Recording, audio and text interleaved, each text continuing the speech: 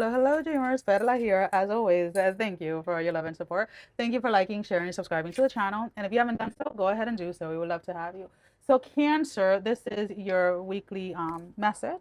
And again, guys, please use your own discernment when listening to these. I try to focus on the main energy that is going to be affecting you, whether that is emotionally, spiritually, or physically. There is a sense here where something is coming full circle when it comes to your spirituality. There is a feeling of liberation. And I feel for the last couple of months, Cancer, your main energy or your main focus has been about breaking free when it comes to some type of spiritual belief, whether this was religious or whatever it is. And you're finally in this space where you're freeing yourself from this cage. You're freeing yourself from this box that you had put yourself in. And I feel that I honestly don't feel like you did this like intentionally. I feel that you were honestly and truly trying to search. You were trying to search for what brought you like inner peace or what allowed you to feel grounded, like spiritually.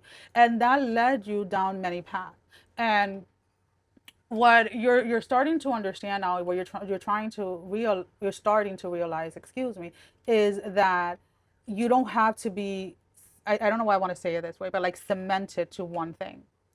That your spirituality, the expression of your spirit can flow and can fluctuate from one thing to another. It doesn't have to be so rigid. It doesn't have to be so restricted. And again, we're not talking about here about anybody that is practicing any closed practices, any closed spiritual practices. There are, just as there are religions, right? There are closed spiritual practices, you can call them whatever you want, that have a hierarchy, that have a set of rules, a set of things that are followed. That is not what I'm talking about here. Now, neither one is wrong, neither one is above the other. They just exist within different frequencies or different parameters, all right? So I need to make that very clear.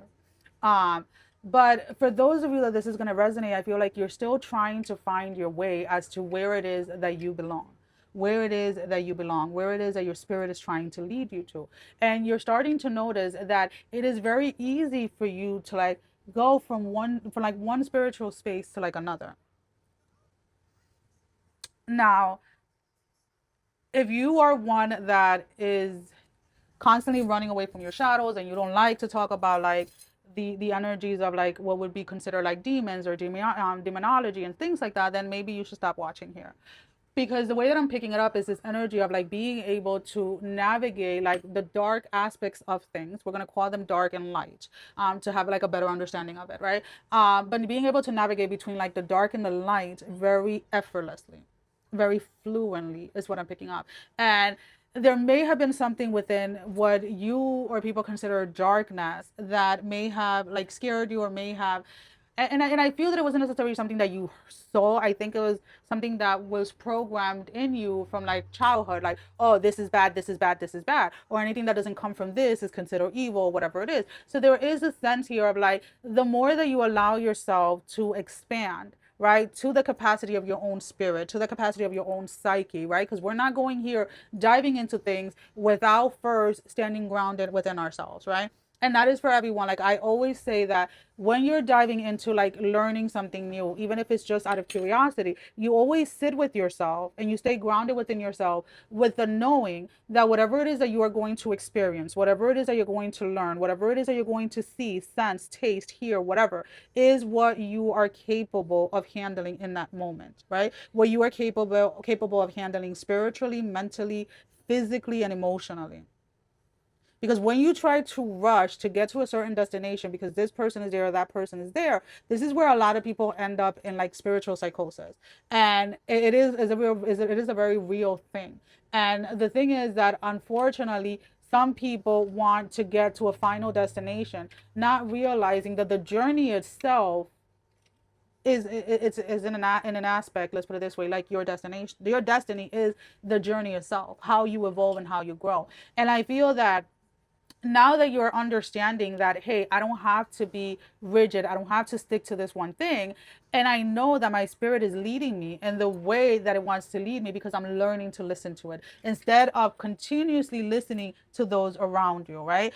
Just because this group over here is doing, candle magic doesn't mean that you have to do candle magic. Just because this group over here is doing, moon energy work doesn't mean that you have to do it. You have to learn what it is that your spirit wants, right? Like I am a night person. I am a dark person. Like, I'm not even gonna lie. Like, the darkness, the night, that is where my spirit thrives. And there are reasons for that, right? So a lot of my work, when I do like manifestation work for myself, when I'm doing very specific rituals and things for myself, are done in very specific moon phases and at very specific times within the middle of the night. And it all goes back to my birth time, my, like, where the moon was during the, what phase the moon was, like exactly what percentage was the moon phase when I was born. And that is the energy that I align myself with when I'm trying to manifest something specifically just for me. And that was not something that somebody else taught me. That was not something, it was something that I did out of curiosity one day because my spirit led me to. And I was like, oh, shoot, this works for me better than trying to manifest with a full moon or a half moon or a new moon. And I'm not saying that all of those phases do not work. That's not what I'm saying. They do work, and they work especially well when you're doing them in groups and you have collective energies working together. But when I'm just doing like little random things that come to me that day, and I'm like, oh, I'm going to do this. And the next time the moon is in this phase, right? When I was born or whatever it was. That is what I'm trying to like tap into, is like learning. You're finally learning how to use these tools to your benefit and how it is that your spirit wants to use them. And you're no longer like scared of where it is that your spirit is leading you or where it is that you're going. I feel like you're being more open-minded. You are allowing spirit to communicate with you in a way that, 6 months ago, you couldn't even hear clearly. Alrighty. And when I say here, we're talking about listening with our inner ears. Okay. So let's go ahead and let's pull out an oracle card. What is their closing message? I really love this. This is going to be a very huge week for you. The only thing that I feel that is going to be feel a little strange for you is that whenever you go through these shifts, through these spiritual shifts, usually your body has these